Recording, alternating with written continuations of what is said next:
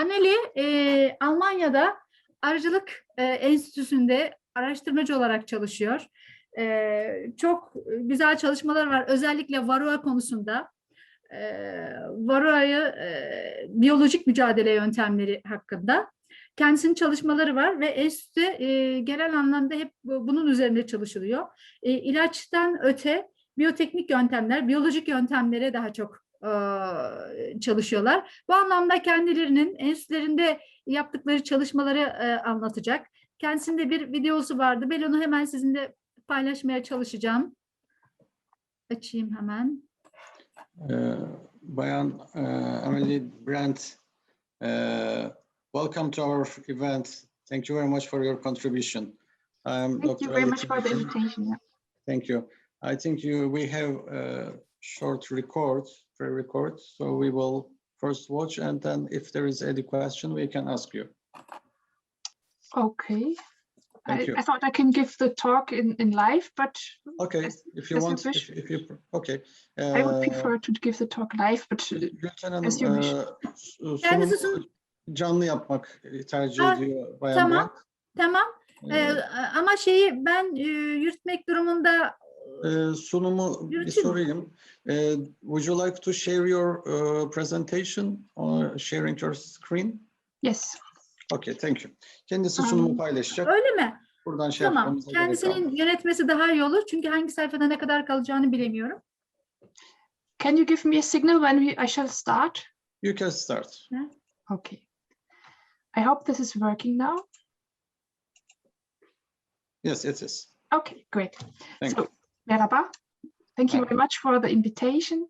I'm very happy to be here with you. And as I understand, you are interested, beekeeping specialists who are interested in chemical-free varroa treatment, mainly. So my subject is about chemical-free varroa treatment methods, and I will go through the theory and also to practical step-by-step measures. And at the end, I'm very happy to answer your questions. So the title of the talk is Sustainable Varroa Management with Biological and Technical Methods. And why is varroa treatment necessary? Of course, because varroa mites are very dangerous to bees, and they are worldwide. Varroa mites are a big problem, and the majority of colony losses is due to varroa mites. And as you can see here, this happens all over the world in different countries. I marked Germany with a little star. So in Germany, the winter colony losses are ranging between 10% and 15 or even 20% per year. So this is a big problem for the beekeepers because of financial loss, but also a lot of hobby beekeepers are frustrated by the annual losses, and this is quite a problem.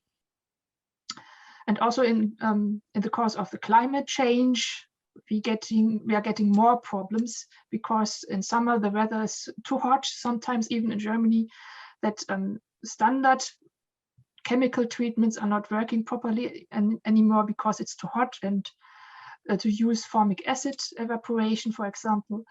And there's a danger to lose queens due to this standard chemical treatments. So varroa, as you all know, when you're beekeeping in Europe, it's an extreme problem for beekeepers and for the bees, of course. And what can you do? Of course, you have to propagate your colonies, that you fill in the losses. So colony propagation is one of the major steps to have constant bees over the years. And of course, the frequent diagnosis of your varroa infestation levels is very important. So you have to know what colony is in danger and has to be treated. And I will offer you some techniques that have been not developed, but studied and improved over the years in the Bee Institute in Kirchheim, where I'm working. And I will focus on two biotechnical methods. The first is called total brood removal, combined with a trapping comb. I go into this in detail. And the second method is queen caging. And of course, as apitherapist, you have to focus on methods that are chemical free. And this fits very much in our lines of recommendation for our beekeepers because we want to reduce the amount of chemicals that are used in beehives, and also promote the application of certain threshold levels. So only when it's really necessary, you should treat your colonies by different techniques. And of course, in the long run, it's important to focus on the breeding of Varroa-resistant stocks. But this, because of the limited time I have today, this will be only very short part of this talk.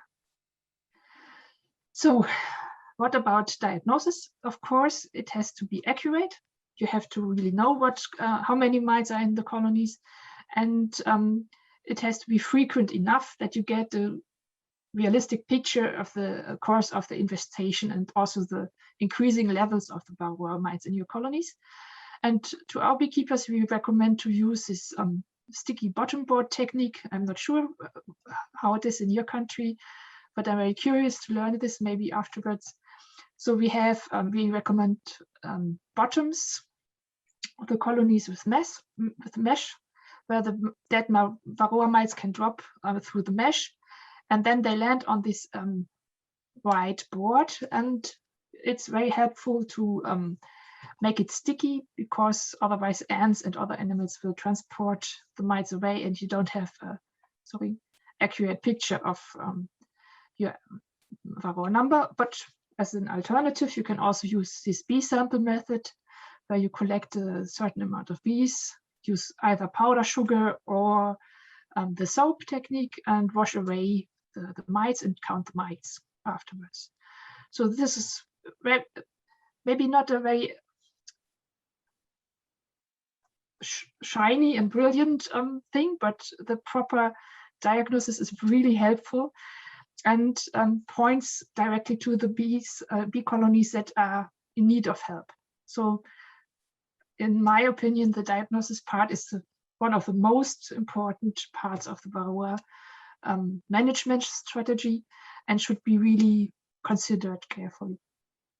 And now you detected with these methods that your colony needs to be treated. And how can this be done? So everybody of you is aware of the biology of the Varroa mites, but just as a short reminder, the Varroa mites can live either on the worker bees, and this is called the sporadic stage of the Varroa life cycle, or can enter the brood cells close before the cells are kept by the worker bees, and then the Varroa mites, here marked in red, propagate, but are enclosed in the sealed brood cells. So the mites are either on the bees, sporadic, or enclosed in this sealed brood cells. And this is quite helpful to understand the theory behind these two techniques I will show you now. And of course, bees can also get rid themselves of a number of mites due to swarming. So you can imagine only a part of the mites, about 1/4 to 1/3 of the mites are are sitting on the worker bees. And when the swarm is falling, then the sporadic mites, or some mites, leave the colony riding on the worker bees, and some of the mites are staying in the mother colony and trapped in these brood cups. So by this natural procedure of swarming, the bees can treat themselves against varroa mites. And we can take advantage of this process. For example, when you remove closed brood cells then from the colony, then you can also reduce the number of mites in this colony. This is quite a simple and logic method. And how should this be done practically? So the first step is to check through your colony and separate the brood combs from the combs with food, for example, or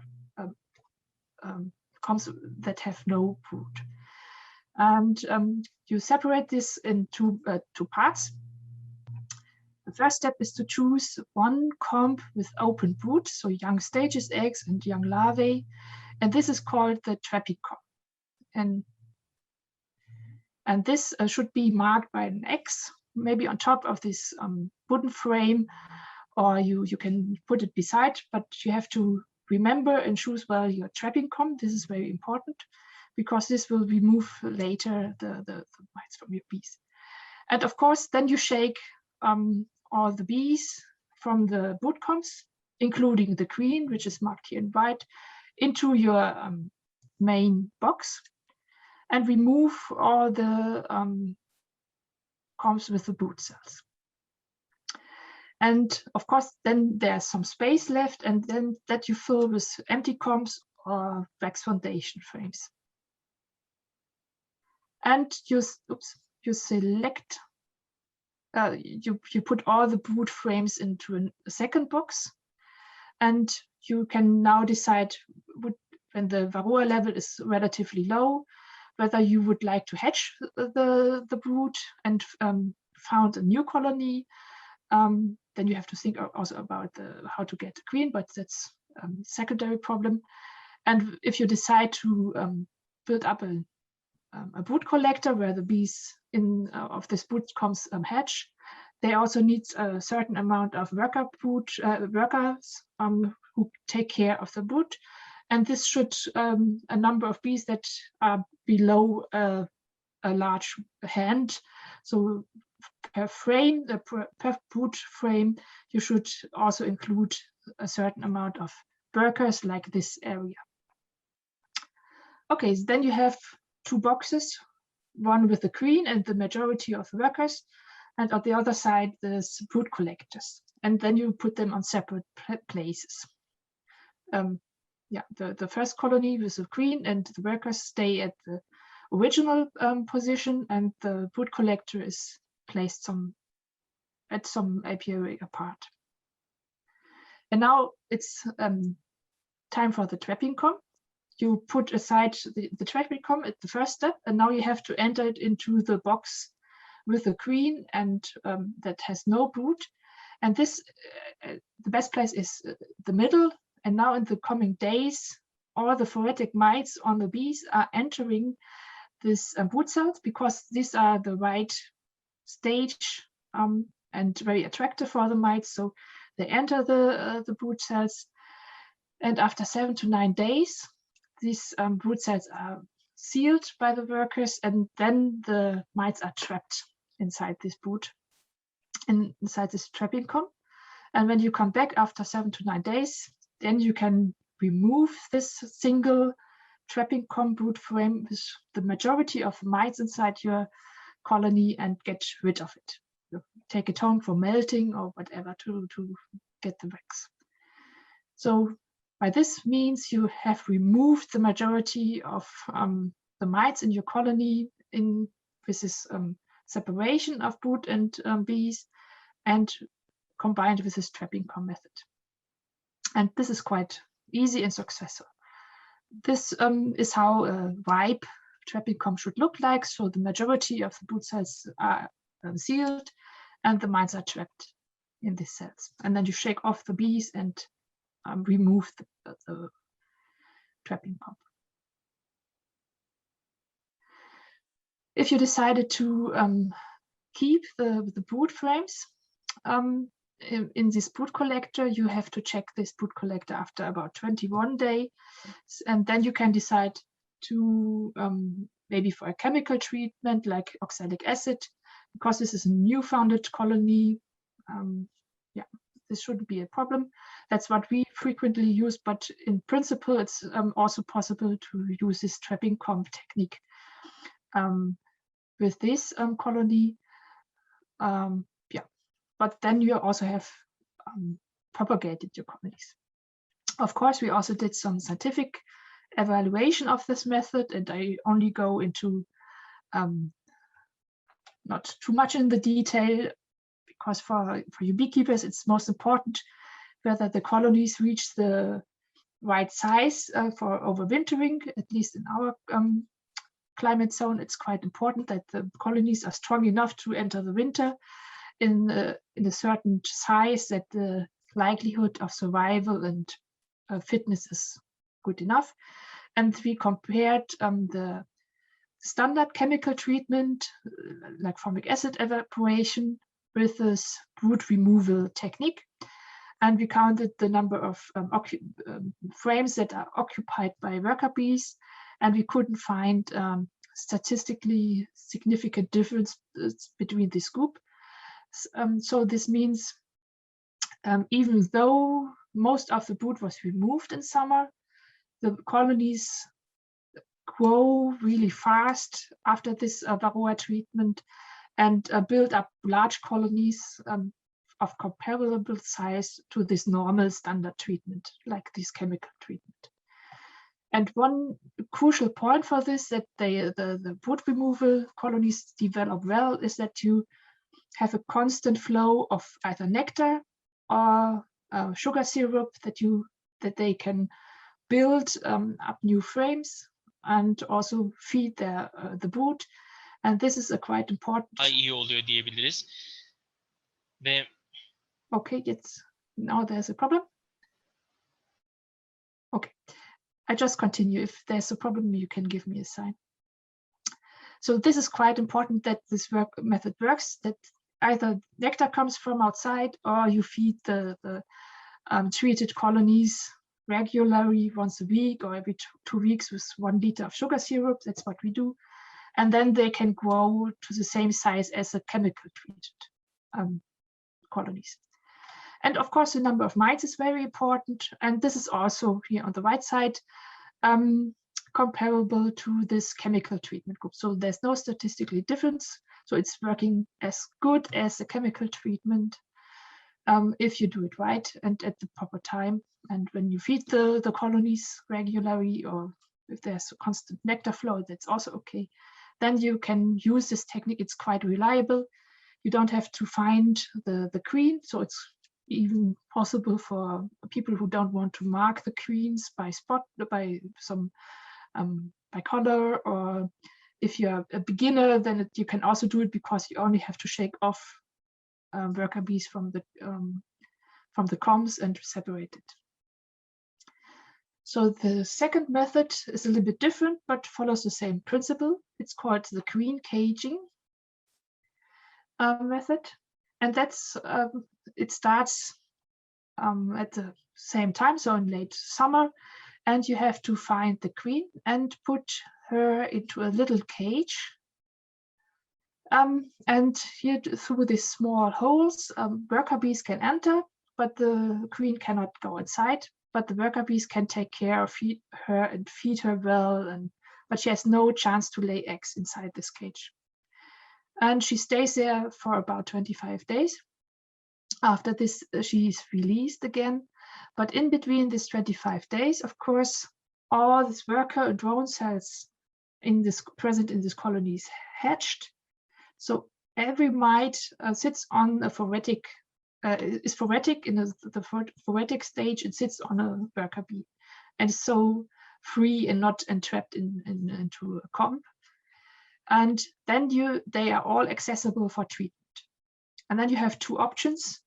You can either treat with a chemical, for example, oxalic acid, but it's also possible to use this trapping comb technique I described before. So you place a frame with young brood, and after 7 to 9 days, you remove the closed frame, the sealed frame again, and then the colonies are also treated. We recommend this oxalic acid treatment. But of course, if you are limited because you're an apitheorist, then this trapping comb method is also possible. And our newest results show that even this break interruption in the brood activity of the colony has a negative effect on the reproduction rate of mites. So even the caging alone has a positive effect on the colony health, but of course combined with this oxalic acid treatment or trapping comb, it's more efficient. And my colleagues, Alex Usunov and Ralf Büchler, prepared some videos available on YouTube. As far as I know, it's only available in German, but with the information of this talk, you will be very much able to look at these videos and understand them, and they are quite nice to watch, so I really recommend them. Available on our website with these links. Gülten asked me to also say something about the breeding of locally adapted bees, but I think the time limit is already done, so I can only refer you to this Your Best website.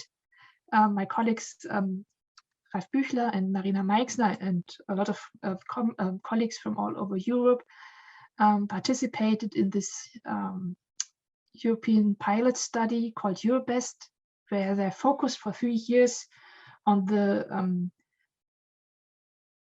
breeding of Varroa-resistant stocks, and the project just finished. And really a lot of interesting talks are available in different languages on these websites. And you can still watch them if you're interested in the advantages of breeding local adapted stocks and Varroa-resistant stocks. And yeah, with this, I will end this talk and hoping for interesting questions.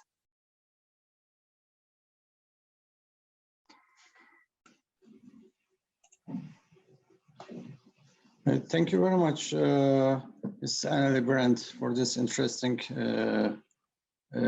presentation. I think we may check if there are some questions about this subject. Yes, I see Dr. Kermendi from Hungary is making a sign. Okay, yes, Mr. Kermendi, Dr. Kermendi, hello. Thank you very much for the possibility.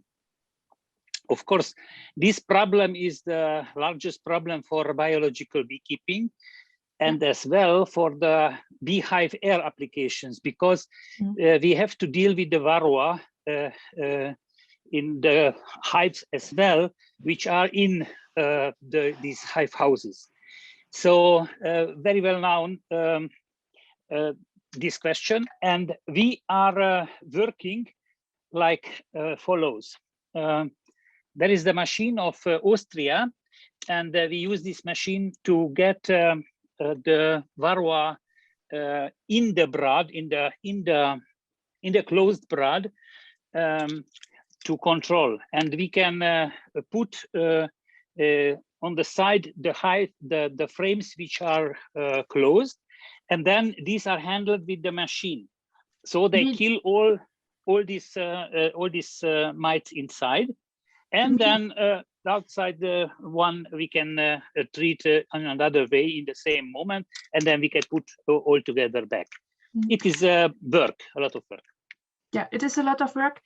And as far as I know, it's working with heat. So you heat the brood combs, and this can also have a negative effect on the honeybees.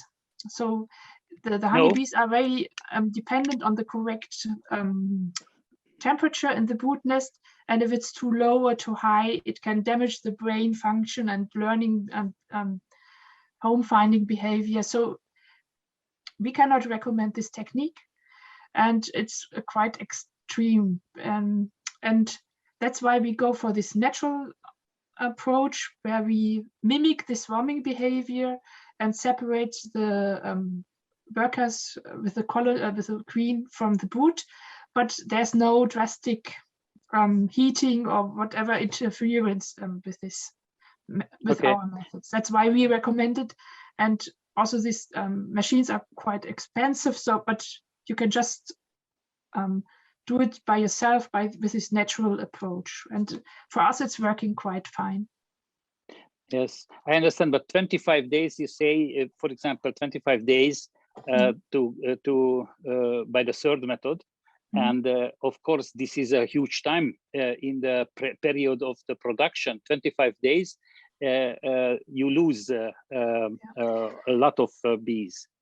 That's why we do it only after our last honey harvest, and then we don't have a large loss of honey or productivity. Okay. And after the last harvest, we do not have time. If we begin with the varroa treatment after the last harvest, then your families are dead. So we have to begin with the treatment short after acacia. This is now. Now we begin with the treatments.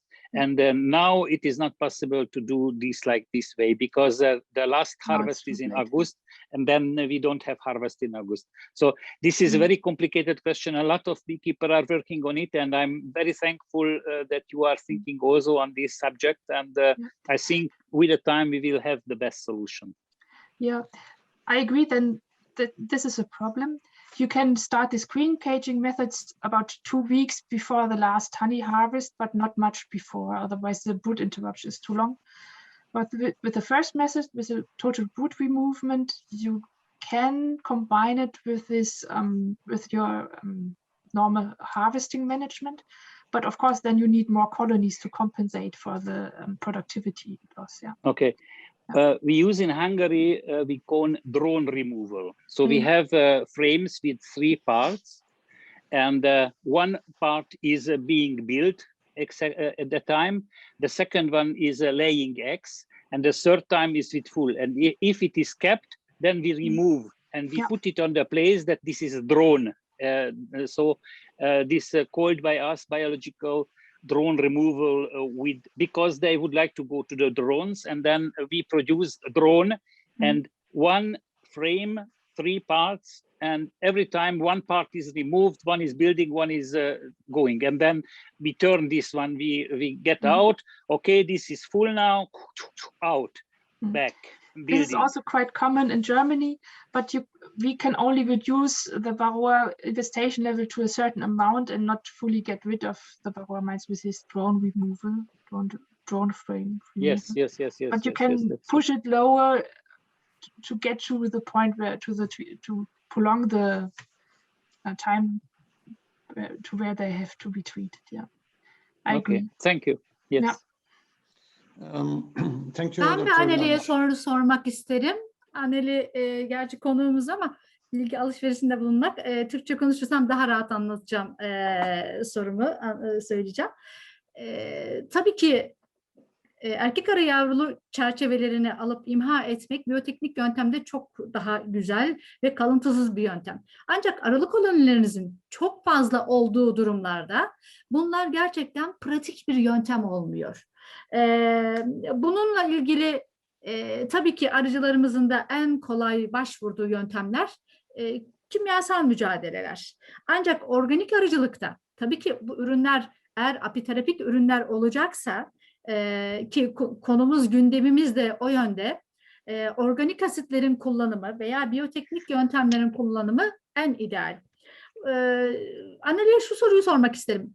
Başka mücadele yöntemlerinden veya ıslah çalışmalarınız var mı? Biraz önce bir koloni gördüm, arılık gördüm. Orada ıslah çalışmalarınız varroa direncine karşı bir ıslah çalışması mı? Yoksa yerel ekotipleri muhafaza anlamında bir ıslah çalışması mı? Bir de bu tımarlama yöntemi Almanya'da çalışmalar var mı? Varroa bulaşıklık oranı kolonilerde ölçülüyor mu herhangi bir mücadele yapmadan? Bir de kimyasal mücadele Almanya'da arıcılar kendi keyfe keder, yani kendi istedikleri tarihlerde mi mücadele yapıyorlar, yoksa herhangi bir alınmış karar, birliklerin kararıyla veya başka bir belli bir tarih arasında mücadele yapılması kararlılığı planı var mı? Böyle bir plan uygulanıyor mu? I hope this was not a question because I didn't got a clue.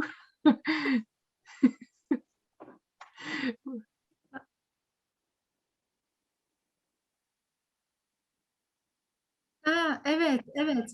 Tekrar sorayım o zaman.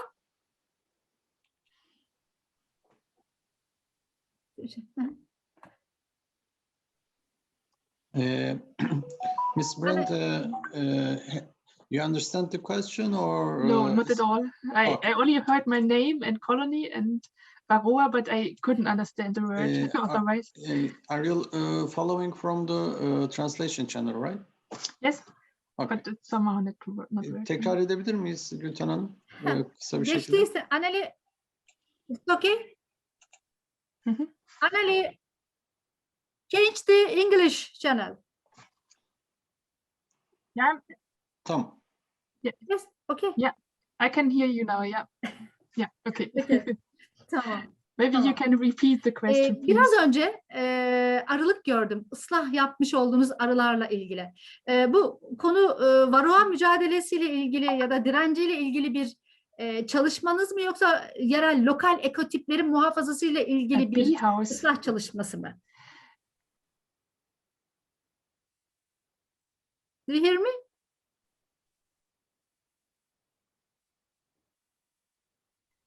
Anneli?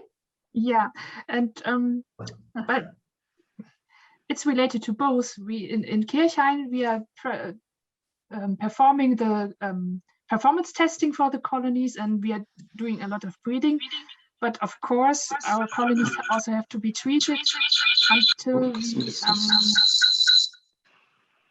until we get the varroa resistant stocks, and our colonies are improving in this varroa resistant traits, but so far we cannot fully leave them on their own, but we have to treat them at least once a year. And what we frequently use in our performance testing is a screen caging method because it's quite climate independent. You can use it in every weather conditions, and it's working very reliable, and yeah, combined with this oxalic acid treatment. Yeah, and we can already leave out this winter treatment, which is still quite common in German beekeeping, but our colonies already can live without this winter treatment. But this is due to constant and prolonged effort in breeding. Yeah, and that's what we also recommend, that every country and every local community should breed their own locally adapted bee stocks. And also for varroa resistant traits, it's not useful to import bees because they are not adapted to your local climate and to your beekeeping techniques and history. So we really recommend that every beekeeping organization and every local beekeeping organization should breed for their own breeding stocks. And of course, varroa resistance is a very important goal for breeding. But it's not worthwhile to just buy them somewhere. It's not working. My colleagues did extensive research in this area, and they found that the locally adapted bees are always better in every trait. So they have better survival rates, and it's really worthwhile to put the effort in your local bees that you get gentle and productive, and hopefully one day also varroa resistant bees. And this information can all be found on this Your Best platform in very great detail. And you're all very welcome to look at these presentations there. Son bir sorum olacak. Varroa mücadelesinde varroa bulaşıklık oranını ölçerek mi mücadelede bulunuyorlar? Yoksa bütün kolonilere aynı muameleyi mi yapıyorsunuz?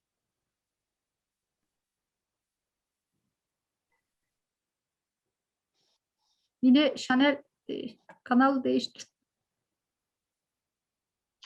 So we have Öyle. different kinds of colonies in our institute.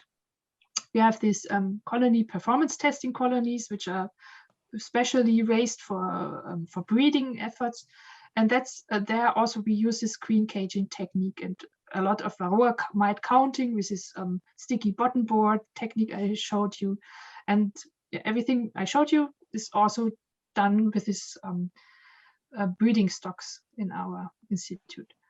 And of course, we are also propagating queens and so on, and we teach beekeepers, and we have a different set of colonies where also this standard technique with formic acid is tested, or we also test different varroa chemical treatments which are relevant for the German beekeepers. So we have a quite a big range of varroa treatments in our institute, but for our best colonies, we use only this best natural biotechnical methods. Biyoteknik yöntemlerin çok pratik olmadığını düşünüyorum. Kendisi ne diyor bu anlamda? Çok fazla arılı kolonileriniz varsa çok pratik bir yöntem değil sanırım. Ama bir de ana arı kaybı yaşıyorlar mı ana arıyı hapsettiklerinde, geri verdiklerinde?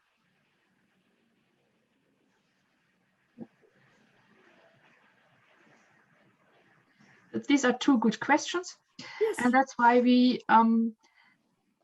initiated a big 3-year project with commercial beekeepers in Germany, because we have this organic beekeeping sector, and they have similar problems. They cannot use all these available chemicals.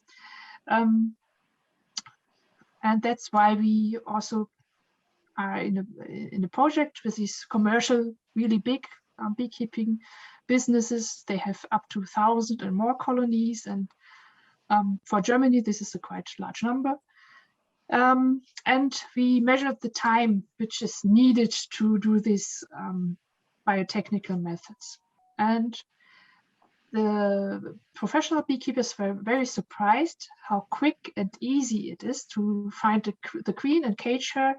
It took about 3 minutes when the queen was marked with color, and without the mark, it's taking 2 more minutes, of course. And we also measured the time needed for this treatment, so the caging, and also later the oxalic acid treatment, and it was lower than 10 minutes per colony. So between, I don't remember the exact number now, but about 7 to 9 minutes per colony needed per year for the varroa treatment. And this is quite convenient, I think. The beekeepers were quite happy with this method, and they want to continue this method even for their other colonies outside the project, and they want to improve the technique. And what we are doing now is, with these professional beekeeping businesses, is to make a scientific evaluation if we can shorten the time from 25 days to 21 or even maybe 70 days. And this is what we do this year with this in this project, just to optimize the technique, because we also see that 25 days are a little bit long, and that's why we want to improve the technique. But we cannot say the outcome of the experiment yet. It will start end of June. Thank you so much. Thank you very much. I think Dr. Karmandi has a question. Dr. Not Karmandi? really a question, more a comment, because there was an issue asking about varroa-resistant bees. Yeah. And I have a good friend in Sweden, and he bought some of these bees because he wanted to test it, how it is working. And once he called me and he said me, "Oh, my bees are fantastic. They remove all the cells which has varroa inside. This is full with holes, and but I don't have honey." No. You refer to this varroa sensitive hygienic behavior. That's, yes, they have. where the bees detect infested Yes. cells and remove the whole pupae. Yes. And of course, then the pupae does not develop to worker bees, and then the colony is not growing as good as it should have. exactly. But there are also other traits, and for example, recapping is also a quite important varroa resistant trait, where the bees can detect an infested cell, open the lid of the wax cap, and then close it again. And by interrupting this, the varroa reproduction, it can have also a negative effect on the mite reproduction and thus be beneficial for the colony. So there are also other not so costly behaviors that bees show, and that can Would it be used possible? Would it be possible that the beekeeper opens these and then let the bees close it again? Yeah. We thought about this too, and but we try to do it with these epilation strips, you know, for hair removal, this box stripes, and it's working, but we are not sure if it has a positive effect on varroa reproduction, and it's also very time consuming. If you uncap every brood comb, then we really have a time problem. Yeah. So maybe it could work, but it's not very practical. Ms. Brand, we have in our event Round Table'a davet etsek Aneli'yi, Timuçin Hocam. Çünkü Tabii. gerçekten varroa dünyanın en büyük sıkıntısı arıcılarımızın için. Arıcılarımız da çok şeyler soracaktır Aneli'ye. Zamanımız da kısıtlı ya şu anki oturumu. Olur. Söyleyelim. Ms. Brandt, this is a very interesting subject. I mean, we are medical doctors involved in apitherapy practice, but for us it is important the health of bees. And if the bees are healthy, then we can practice good apitherapy with good quality apitherapy products. So it is a very interesting subject for us as well. And we hear a lot of different ideas about the best way, the most hygienic and organic and eco-friendly methods, alternatives about this issue. For example, we have an expo site in our event. If you go to the lobby, there is a conference site and expo site. And in the expo site, there are also some companies that they present their products against varroa. And there is a question about probiotics, using probiotics against varroa, because there is a company in the expo site, I think Efor Bursa, right? So they are asking about the products, probiotics using against varroa. Do you have any idea about such alternative new techniques? Yeah, so I heard anecdotal references from beekeepers using these probiotics, but I have no personal experience with this, and I'm not aware of scientific studies using these probiotics. But this is not really my area of expertise, so sorry, I don't know anything really reliable about this.